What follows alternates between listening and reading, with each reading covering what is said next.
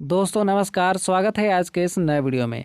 आज के वीडियो में हम लोग बात करने वाले हैं झारखंड पुलिस के एग्ज़ाम के लिए क्षितिज भाग 2 पुस्तक, ठीक है, क्षितिज भाग 2 पुस्तक का 15वां चैप्टर जिसका नाम है स्त्री शिक्षा के, ठीक है, स्त्री शिक्षा के विरोधी कृतकों का खंडन। इस चैप्टर का हम लोग मोस्ट इम्पॉर्टेंट वीवीआई एमसीक्यू आज के वीडियो में देखने वाले हैं। ठीक है, तो ज़्यादा बड़ा वीडियो नहीं होगा, छोटा वीडियो ही है, लास्ट तक ज़रूर देखिएगा। ठीक है, आपके लिए बहुत ही ज़्यादा मदद कर सकता है। ठीक है, तो जितने भी सवाल मैं आपको बताऊंगा ये सभी आपके पेपर 1 में पूछा जाएगा। ठीक है, पेपर 1 में अगर आप हिंदी भाषा का एग्ज़ाम देते हैं तो उसमें आपका ये सवाल आएगा। ठीक है, ये सभी जो है जेएसएससी के सिलेबस में बताया गया है। तो चलिए अब हम वीडियो की शुरुआत करते हैं। चलिए अब चैप्टर 15 शुरू करते हैं जिसका नाम है स्त्री शिक्षा के विरोधी कृतकों का खंडन। और इस चैप्टर का पहला इम्पोर्टेंट सवाल है कि लेखक स्त्री शिक्षा का क्या है। ठीक है, मतलब कि विरोधी है कि पक्षधर है कि कट्टर समर्थक है कि विचारक है। तो इसका सही उत्तर होगा पक्षधर है। ठीक है, यानी लेखक जो है स्त्री शिक्षा का पक्षधर है। चलिए अगला है प्रस्तुत पाठ में लेखक ने किन लोगों पर व्यंग्य किया है। तो इसका सही उत्तर होगा स्त्री शिक्षा के विरोधियों पर। चलिए आगे बढ़ते हैं। जो पुरुष स्त्रियों को शिक्षा के क्षेत्र में आगे नहीं बढ़ने देना चाहते वे क्या हैं। तो वे अन्यायी हैं। ठीक है, सही ऑप्शन होगा अन्यायी। अगला है लेखक स्त्रियों को ककहरा पढ़ाना, ठीक है, क्या समझते हैं। मतलब कि पाप समझते हैं कि पाप समझने वालों के विरोधी हैं कि पाप नहीं समझते हैं कि पाप समझने वालों के समर्थक हैं। ठीक है, तो इसका सही उत्तर हो जाएगा कि पाप समझने वालों के विरोधी हैं। ठीक है, मतलब कि लेखक स्त्रियों को ककहरा पढ़ाना जो पाप समझते हैं, ठीक है, जो लोग पाप समझते हैं उसके विरोधी हैं। ठीक है, चलिए अगला है स्त्रियों ने किसकी रचना भी की है। तो इसका सही उत्तर हो जाएगा वेद मंत्रों की। ठीक है, वेद मंत्रों की। चलिए आगे बढ़ते हैं। लेखक के अनुसार शकुंतला का दुष्यंत पर क्रोध क्या है। स्वाभाविक है कि पाप है कि गलत है कि अस्वाभाविक है। तो इसका सही उत्तर हो जाएगा स्वाभाविक है।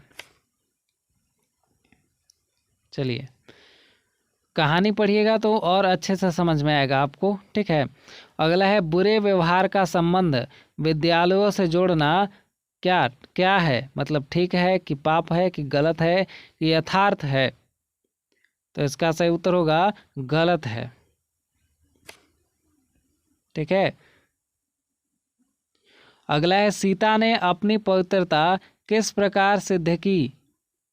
तो यहाँ पे ऑप्शन कह रहा है सच बोलकर, आग में कूदकर, घर से निकलकर या इनमें से कोई नहीं।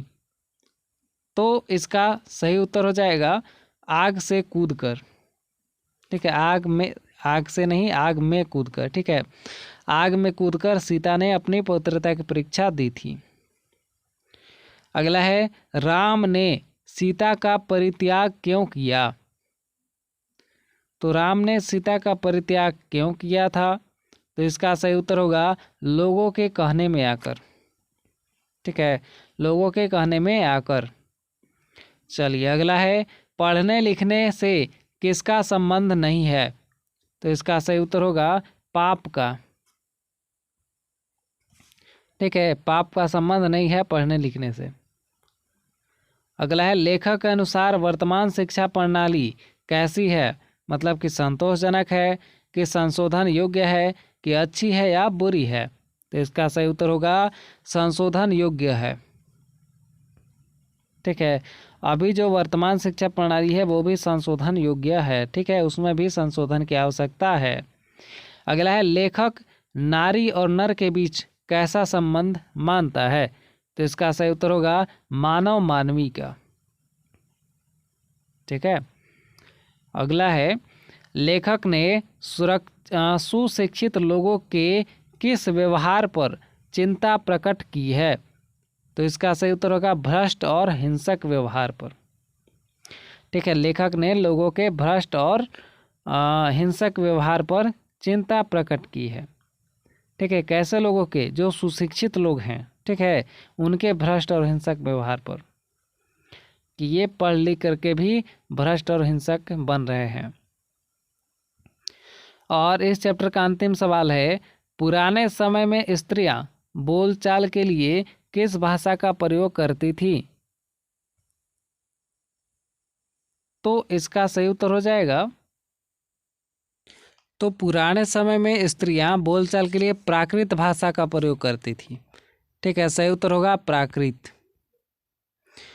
तो ये था इस चैप्टर का लास्ट सवाल। तो आई होप आपको यहाँ तक सब कुछ अच्छे से समझ में आ गया होगा। अगर वीडियो अच्छा लगा हो तो लाइक ज़रूर कीजिएगा। ठीक है, और चैनल पर नए हैं तो सब्सक्राइब जरूर कीजिएगा। मिलते हैं नेक्स्ट वीडियो में, तब तक के लिए धन्यवाद। जय हिंद।